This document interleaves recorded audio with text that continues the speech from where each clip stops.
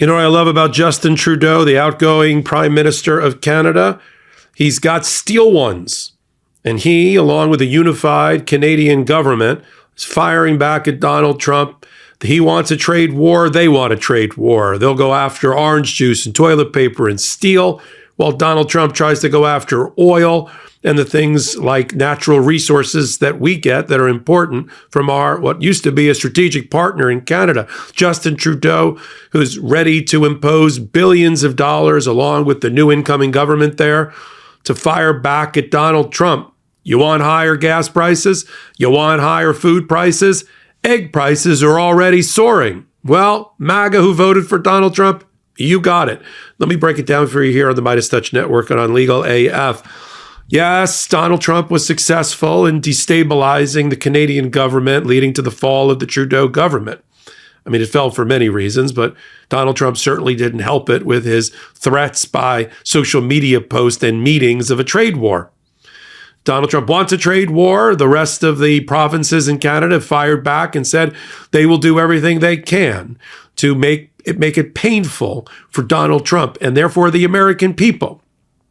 Donald Trump allegedly ran on some sort of populist platform that he's just a Diet Coke swilling regular six-pack Joe guy with a thermos and a Subway sandwich under his arm, while the entirety of the stands behind him at the inauguration are filled with oligarchs and billionaires who, frankly, well, let's be crude for a minute. If a MAGA person or an average American was on fire in the street, they wouldn't stop to pee on them to put that fire out.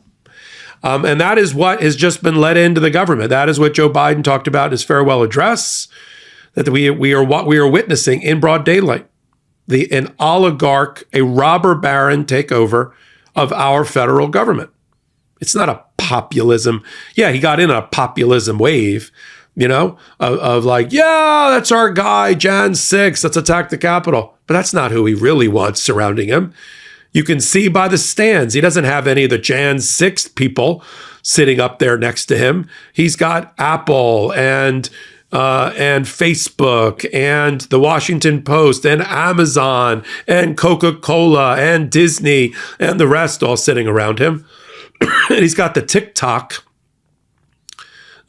president who's in the back pocket of the Chinese government, who owns TikTok by extension, sitting on his knee effectively in a VIP section during the inauguration. So forget all this talk about Donald Trump as a president of the people.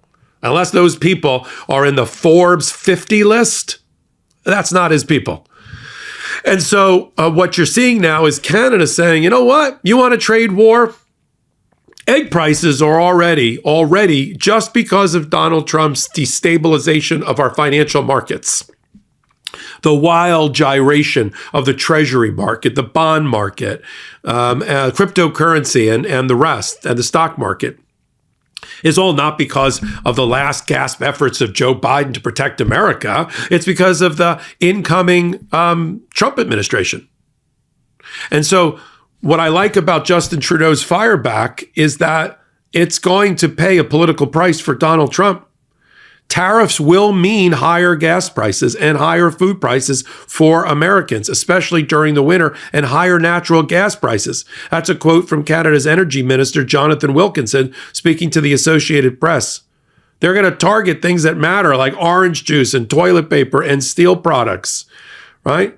Some of those are Florida-based, which is where Donald Trump lives. That's where orange juice comes from, everybody. And that's one of the reasons they're picking that as well. Canada alone, according to reporting, imports 360 tons a year of oranges. Yeah. And of course, they have other things to do as well. So we have billions. And I just saw the new reporting. Egg prices through the roof, food prices through the roof. Physio, chiropractic, and massage therapy are all great resources for when you need them. But going to these appointments every few months, does not give me the ultimate results I'm looking for when it comes to my well-being. It's taking daily. Uplift Desk is at the forefront of ergonomic solutions, promoting better posture and health through adjustable standing desks designed to help you live a healthier lifestyle. Plus, they have all kinds of accessories to keep you moving throughout the day, even if you work for only a few hours at your desk. For me, I love the Bamboo Motion X board. It makes me feel like snowboarding without waiting for the lift. Standing while I work gives me the room to move and helps me get the creative juices flowing. Moving throughout the day helps me focus and stay productive.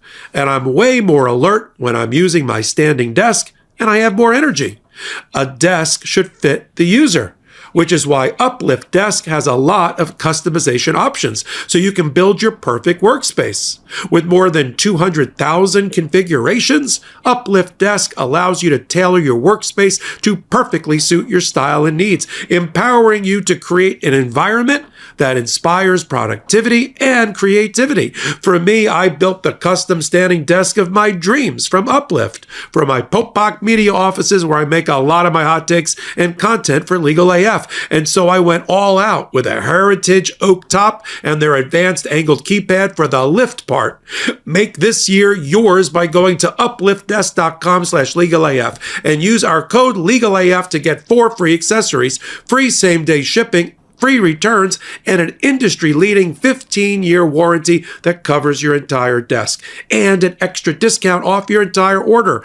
That's upliftdesk.com/legalaf for a special offer, and it's only available at our link. Start 2025 right. Stand, move, thrive with Uplift Desk.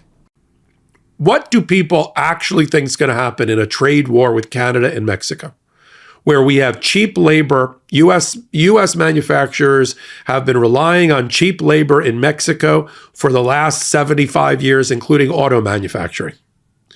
When you take away Mexico as a beneficial trading partner, when you take away Canada as a beneficial trading partner in the Northern Hemisphere, and then at the same time, you deport the labor force that's in the fields picking the fruit and vegetables, in the factories making your food, in slaughterhouses, right? In the work sites, in construction. I mean, one guy who's a leading developer in construction, Republican, said he's going to lose half of his construction staff, construction team for buildings, for housing, for office buildings in Texas when the deportations start. Isn't there a better way to protect the American economy? Isn't the president supposed to be the chief revenue officer to make sure that we protect the American economy? And how is getting rid of 11 million people who are most of them are hardworking, wannabe Americans who are paying $60 billion in taxes every year, dying literally to be Americans? How is deporting them and decimating huge sectors of our housing, construction, food, rental properties, how is that helping? That will lead, I mean, listen, I only took economics 1 and 2 in college, but I sort of know if you get rid of half of your labor force at the same time you're in a trade war with your allies, it may not be a good thing for you, for an average American at the pump around his dinner table or her dinner table or at the supermarket, or how much he pays for rent or for housing. Because Donald Trump, at the end of the day, is a phony populist. He doesn't care about the voters that voted for him. He doesn't care about the voters that voted for him. He cares about the billions and billions of dollars that were put in his pocket for the campaign. You know, the billions and the hundreds of millions of dollars put in his pocket for his inauguration. And handing out, double the price VIP tickets to have dinner and dancing with Donald Trump. That's what he cares about. They raised $300 million for the inauguration and inauguration balls. How's that helping average Americans? How's that subsidizing food? How's that taking children out of poverty? How's that helping subsidize your rent or your egg prices? It isn't. So Canada is not going to be picked on. They're not going to be bullied by Donald Trump. And now they're going to have to implement real policy, not just social media policy, in a trade war with Canada. Good luck. I applaud Justin Trudeau, what he's doing on the way out of office.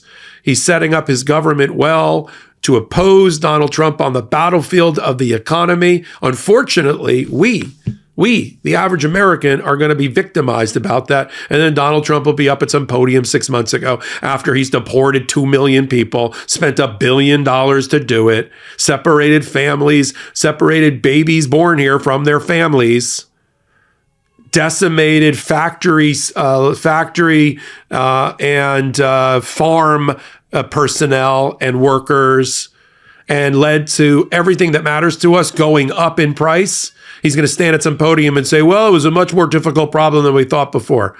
We're going to continue to report on it all right here on the Midas Touch Network and on Legal AF. We're going to hold Donald Trump accountable with rigorous examination, commentary, and analysis you can't find anywhere else. We're independent, completely independent, people-powered, as we say. Follow me, Michael Popak, right here on the Midas Touch Network and on Legal AF, the YouTube channel, Legal AF MTN, that I'm building in collaboration with the Midas Touch Network as well. And of course, I've got that new show, Popak Live, a new podcast on Tuesday nights at 8 p.m. right here on the... More changes are planned for the federal workforce. Trump's want to unwind diversity, equity, and inclusion program known as DEI require employers to come back to his office and lay groundwork to reduce staff. Expect shock and awe, said Sen Ted Cruz are Texas. What I have been arguing, the presidents and my colleagues, to do is stay laser focused on delivering on our promises, Cruz said, and that's what I expect that we are going to do with control of Congress. Republicans are also working alongside incoming Trump's amortization on legislation that will further roll back Biden amortization policies and institute their own priorities. The